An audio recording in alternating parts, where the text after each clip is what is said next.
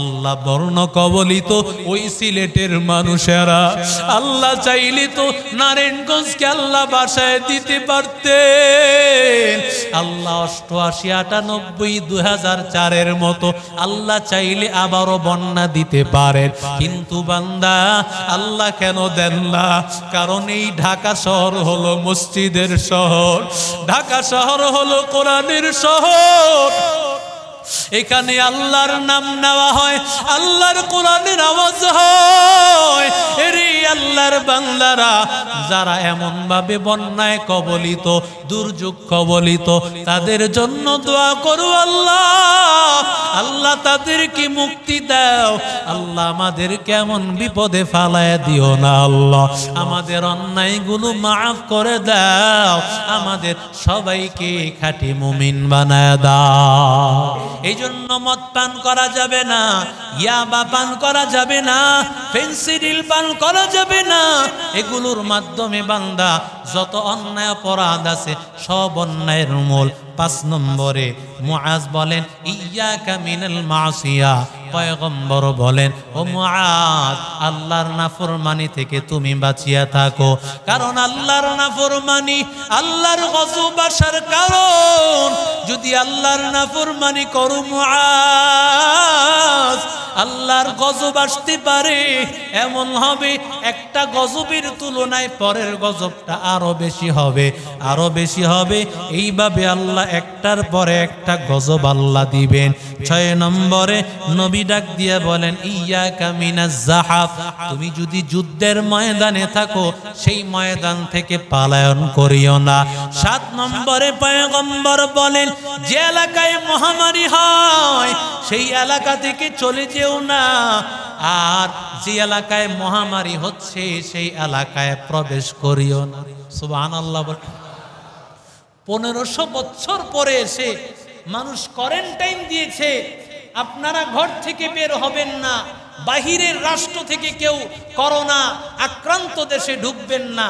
নবী বলেন আমি 1500 বছর আগে আমি এই সার্টিফিকেট দিয়েছি। সুবহানাল্লাহ কন্যা। এই যে লকডাউন নবীজি কয় বছর আগে দিছেন? 1500 বছর আগে দিছেন। যেখানে মহামারী সেখান থেকে বের হব না, আর যে এলাকায় মহামারী সেখানে প্রবেশ করব না। সুবহানাল্লাহ। কোনো নিয়ম লাগে না, কারো কাছ থেকে নিয়ম ধার করা লাগে না।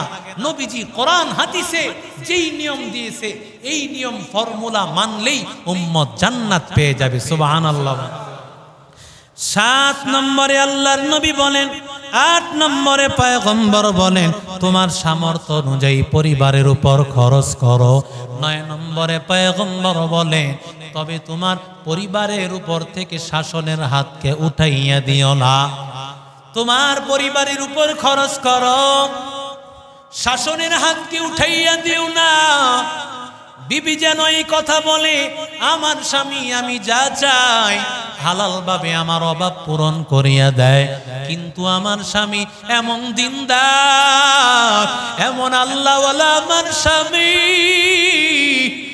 আমার স্বামী যদি 1 ওয়াক্ত নামাজ আদায় না করি, আমার স্বামী আমাকে এর জন্য অনেক রাগ করে, অনেক ধমক দেয়। নামাজ যদি না পড়ি, পর্দা অনুযায়ী না চললে আমার স্বামী আমাকে অনেক রাগারাগি করে।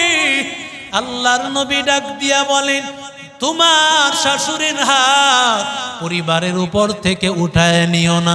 সন্তান যেন বলে আমার মা বাবায় আমরা না চাইতে আমাদের অভাব পূরণ করিয়া দেয়, তবে আমার মা বাবার মতো এমন মা বাবা হয় না। আমরা যদি কোনো অন্যায় করি, আমরা যদি নামাজ আদায় না করি, অপরাধ করি, আমাদের মা বাবা আমাদেরকে শাসন করে, আমাদেরকে অন্যায় করলে বুঝায় দেয়। আল্লাহর নবী ডাক দিয়া বলেন 10 নম্বরে তাখাউফ বিল্লাহ, তোমার পরিবারের লোকজনকে আল্লাহর ভয়ে ঢুকাইয়া দাও। তোমাদেরকে আল্লাহ তাআলার কবরে যাওয়া লাগবে, ওই কবর এমন অন্ধকার ঘর, ওই পোকামাকড়ের ঘর, সাপ বিচ্ছুর ঘর। তোমার পরিবারের লোকজনকে সেই ভয় দেখাইবা, জাহান্নামের ভয় দেখাইবা। ও প্রাণের বিবি তোমারে নিয়ে একসাথে জান্নাতে যাইতে চাই, তবে আমার আল্লাহর কাছে পরীক্ষা দেওয়া লাগবে। কবর একটা পরীক্ষার জায়গা, হাসরের ময়দানে ফুলসিরাতে মিজানে আমল নামা দেওয়ার সময় এগুলো হলো পরীক্ষার জায়গা গো বিবি। আল্লাহকে ভয় করো, সন্তানকে বুঝাও রে সন্তান, এক ওয়াক্ত নামাজ আদায় না করলে 2,88,00,000 বছর জাহান্নামের আযাবে ভোগ করতে হবে। এরে আল্লাহর বান্দারা, বিবি বলবে তুমি কেন, সন্তান বলবে তুমি কেন আমাকে বুঝাও, আমি নামাজ না পড়ি তাতে তোমার কি? তুমি বলবা কারণ আমাকে আল্লাহ একটা দায়িত্ব দিয়েছে, তোমারে যদি না বুঝাই, তোমাকে যদি নামাজে না নেই, আল্লাহ আমাকে জিজ্ঞাসা করবেন সন্তানকে নামাজ শিখাইছো, আমি কি জবাব দিব? আমি আল্লাহর কাছে জবাব দিতে পারবো না।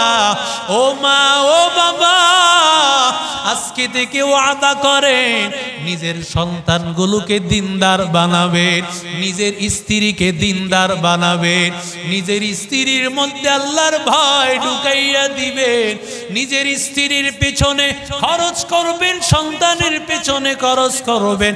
নামাজ আর আল্লাহর বিধান মানার ক্ষেত্রে কোনো ধরনের তাদের ব্যাপারে কোনো ধরনের ছাড় দেওয়া যাবে না।